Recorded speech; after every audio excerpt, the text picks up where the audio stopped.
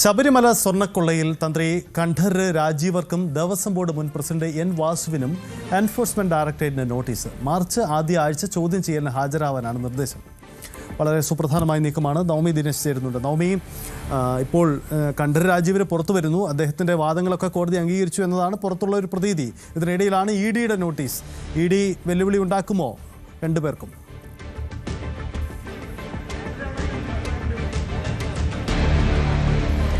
സജിത്ത്, അടുത്ത ആഴ്ചയാണ്. മാർച്ച് എന്നായിരുന്നു ആദ്യം നമുക്ക് കിട്ടിയ വിവരം. പക്ഷെ അല്ല, അടുത്ത ആഴ്ച ഹാജരാകാനാണ് നിർദ്ദേശം നൽകിയിരിക്കുന്നത്. രണ്ടുപേരോടും, അതായത് തന്ത്രിയോടും അതോടൊപ്പം തന്നെ എൻ വാസുവിനോടും ഹാജരാകാനാണ് ഇപ്പോൾ നിർദ്ദേശം നൽകിയിരിക്കുന്നത്. ഇതിൽ നമുക്കറിയാം എൻ വാസുവിന്റെ പങ്ക്. ഇതിൽ SITയുടെ അന്വേഷണത്തിലെ മൂന്നാം പ്രതിയാണ് എൻ വാസു. എൻ വാസുവാണ് ഈ സ്വർണ്ണപ്പാളി, അതായത് ചെമ്പ് എന്നാക്കി അത് വിട്ടുകൊടുത്തത് എൻ വാസു ആണെന്നാണ് SITയുടെ കണ്ടെത്തൽ.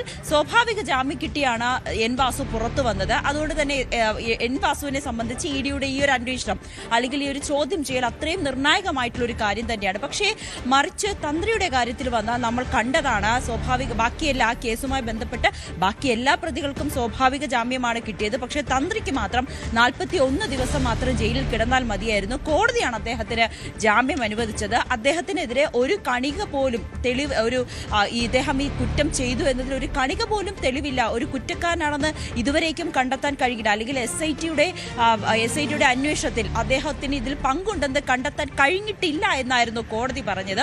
അങ്ങനെ തന്ത്രിക്ക് ജാമ്യം നൽകിയതുകൊണ്ട് തന്നെ ഇഡിയുടെ ഈ അന്വേഷണത്തിലേക്ക് വരുമ്പോൾ തന്ത്രിയെ ഒരു പ്രതിയാക്കിയിട്ടായിരിക്കുമോ ഇഡിയുടെ അന്വേഷണത്തിൽ ഉൾപ്പെടുത്തുക, അല്ലെങ്കിൽ ഈ കേസുമായി ബന്ധപ്പെട്ട് അദ്ദേഹത്തിന് ഏതെങ്കിലും സാമ്പത്തിക ലാഭം ലഭിച്ചോ എന്നറിയുന്നതിന് വേണ്ടി മാത്രമായിരിക്കുമോ ഈ ഒരു ചോദ്യം ചെയ്യൽ എന്നതാണ് ഉറ്റുനോക്കുന്നത്. നമുക്കറിയാം, ജയറാമിനെ ചോദ്യം ചെയ്തതുപോലെ ആകുമോ ഇനി തന്ത്രിയെയും ഈ കേസുമായി ബന്ധപ്പെട്ട് ചോദ്യം ചെയ്യാൻ വിളിപ്പിക്കുക എന്നതാണ് ഉറ്റുനോക്കുന്നത്. എന്തായാലും തന്ത്രിയോടും അടുത്തയാഴ്ച ഹാജരാകാനാണ് ആവശ്യപ്പെട്ടിരിക്കുന്നത്.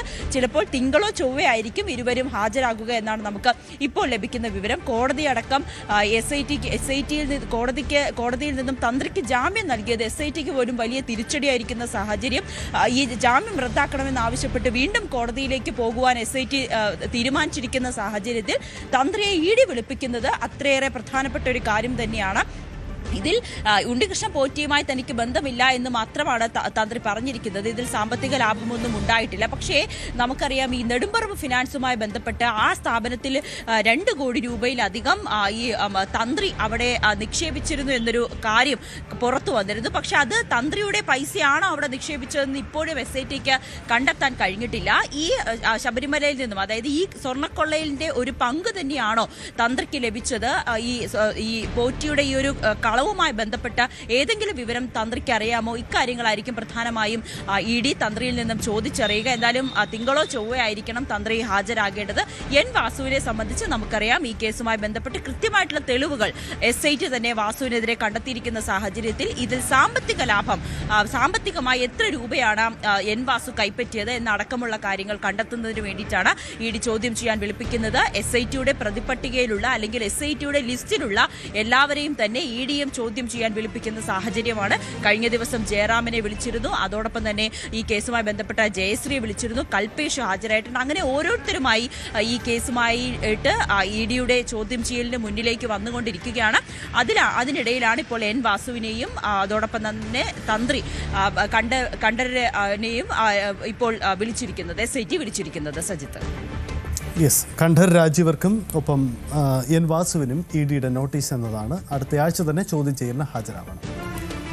ശബരിമല സ്വർണ്ണക്കൊള്ളയിൽ തന്ത്രിയെ കുടുക്കിയത് കേസിന് വേറെ മാനം നൽകാനെന്നാണ് കോൺഗ്രസ് നേതാവ് തിരുവഞ്ചൂർ രാധാകൃഷ്ണന്റെ നിലപാട്. തന്ത്രിയെ കുടുക്കി ബോധപൂർവ്വം കേസ് വഴിതിരിക്കാൻ ശ്രമം നടന്നു.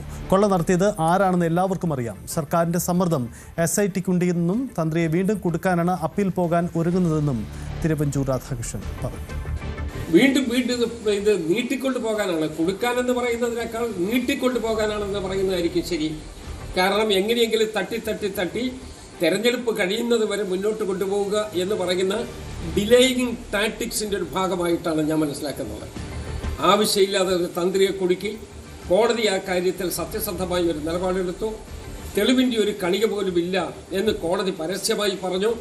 എന്നിട്ടും അറസ്റ്റ് ചെയ്യാൻ ഉത്തരവിട്ടിയ ആളുകൾ കയ്യും കെട്ടിയിരിക്കുകയാണ്. ഇത് ഞങ്ങളൊന്നും അറിഞ്ഞില്ലേ എന്നൊരു മട്ടിൽ. അപ്പോൾ ഒരു ബാഹ്യ സമ്മർദ്ദം ഉണ്ടായി എന്നുള്ളത് യാഥാർത്ഥ്യല്ലേ?